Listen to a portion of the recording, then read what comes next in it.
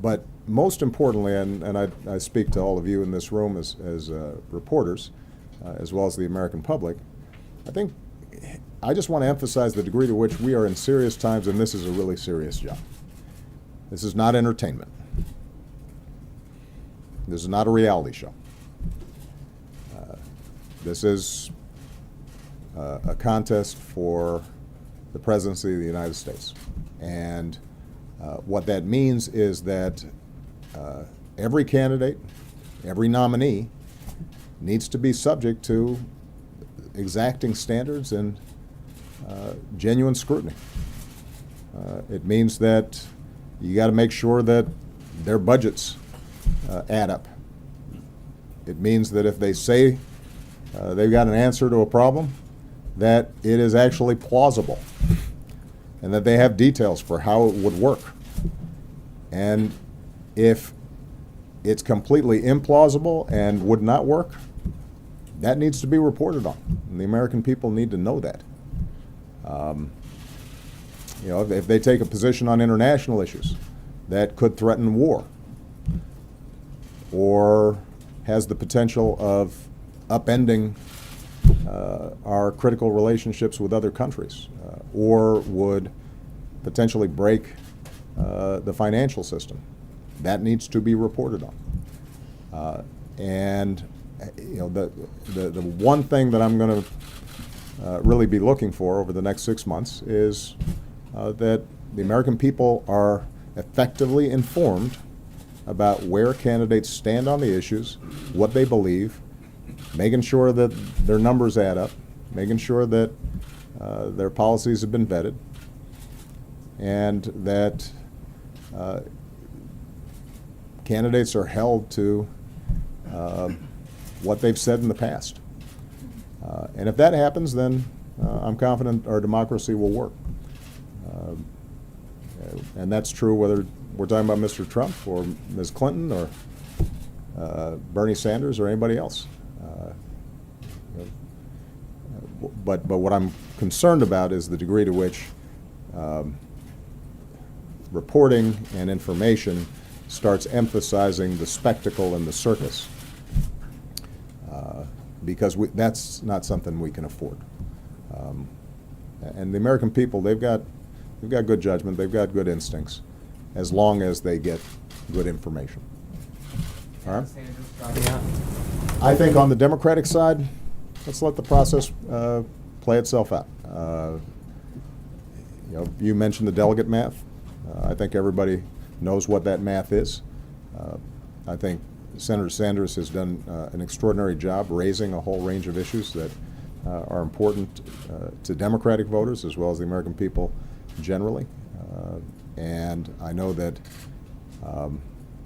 at some point there's going to be a conversation between Secretary Clinton and Bernie Sanders about how we move towards the convention. The good news is that despite the fact that during the course of primaries everybody starts getting a little chippy, I've been through this, it's natural, sometimes even more with the staffs and supporters than with the candidates themselves. The good news is that there's a pretty strong consensus within the Democratic Party on the vast majority of issues. There's some disagreement about tactics, there's some disagreement about political strategy or policy nuance, but both Secretary Clinton and Bernie Sanders believe that every American should have health care. So do I. Both candidates believe that we should be raising the minimum wage. Both candidates believe that we should invest in our infrastructure and put more people back to work.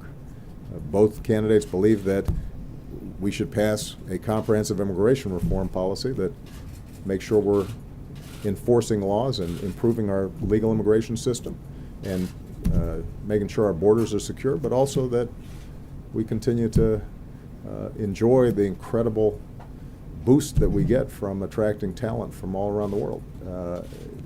Both candidates agree that we should be prudent in terms of how we use our military and that we should care for our veterans when they come home. So if you look at 95% of the issues, there's strong agreement there. You don't see the same kinds of divisions between the two Democratic candidates that remain that you've been seeing in some of the Republican debates. Yeah. Mr. President, what did Speaker Ryan's comments tell you about the state of the Republican Party, and how would you advise your fellow Democrats who appear to have to now run against Donald Trump as to how they can win in November? Well, I think you have to ask Speaker Ryan what the implications of his comments are. There is no doubt that there is a debate that's taken place inside the Republican Party about who they are and what they represent. Their standard bearer at the moment is Donald Trump. And I think not just Republican officials, but more importantly, Republican voters are going to have to make a decision as to whether this is the guy who speaks for them and represents their values. I think Republican women, voters, are going to have to decide, is that the guy I feel comfortable with in representing me and what I care about. I think folks who historically have been concerned about making sure that budgets add up and that we are responsible stewards of government finances have to ask, does Mr. Trump's budgets work? Those are going to be questions that Republican voters, more than Republican officials, have to answer. And as far as Democrats, I think we run on what we're for, not just on what we're against. For the last 7.5 years, we've been pretty clear about what we believe will help working families who are struggling out there. And although it has been difficult to get through Republican Congresses to get those things done, the truth is that they continue to be prescriptions that would really help people. Making sure that families get paid sick leave and family leave and early childhood education. That would help families. Raising the minimum wage would help a lot of people. Rebuilding infrastructure would put back to work a whole bunch of guys in hard hats and gals in hard hats that need to work. And those are good jobs that can't be exported. Now's the time to do it. So I want Democrats to feel confident about the policy prescriptions we're putting forward. And the contrast, I think, will be pretty clear. I'll leave it up to the Republicans to figure out how they square their circle. All right, I'm going to take 2 more questions.